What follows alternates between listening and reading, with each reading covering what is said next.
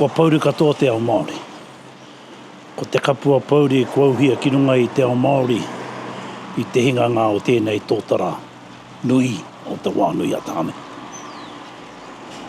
Ko tā tumu tēnei, ko kapohia atu e te ringa kahawai te wā.